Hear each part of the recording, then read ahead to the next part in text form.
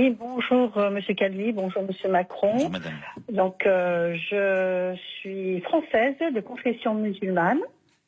Je suis arrivée en France à l'âge de 10 jours, j'ai aujourd'hui 50 ans.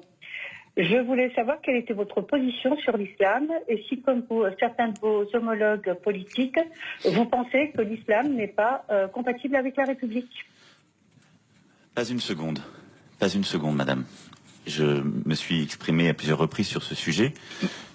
Nous sommes un pays, vous le savez, où l'État est laïque. On parle beaucoup de ce terme depuis plusieurs mois en particulier, même s'il est au cœur de la promesse républicaine française. Qu'est-ce que c'est la laïcité? La laïcité, c'est une liberté.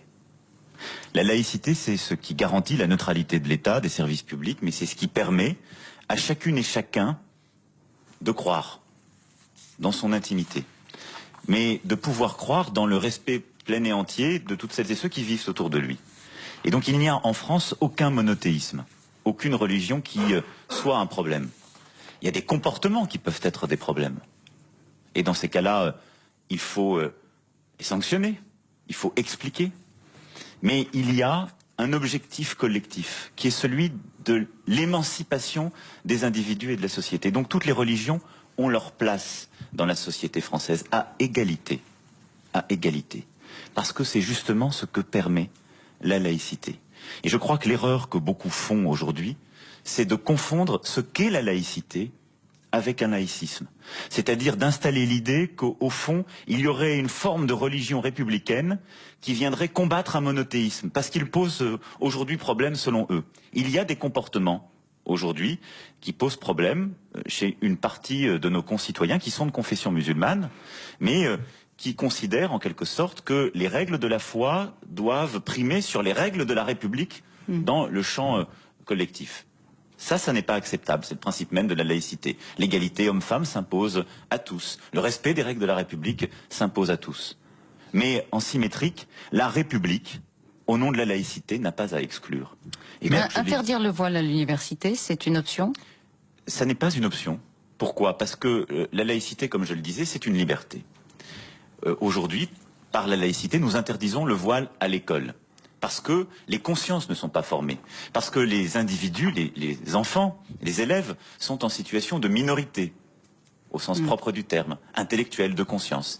Et donc la République les protège en considérant qu'ils sont dans un espace commun, neutre, pour forger justement leur propre conscience et puis décider en conscience d'une religion.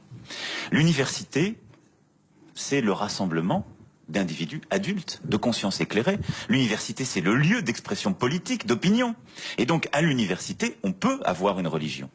Ce qui gêne beaucoup de nos concitoyens et de responsables politiques qui ont pu articuler cette proposition d'interdire le voile à l'université. Comme Manuel Valls, qui a dit que c'était peut-être... Mais je pense que c'est une mauvaise mesure, parce que qu'est-ce qui gêne?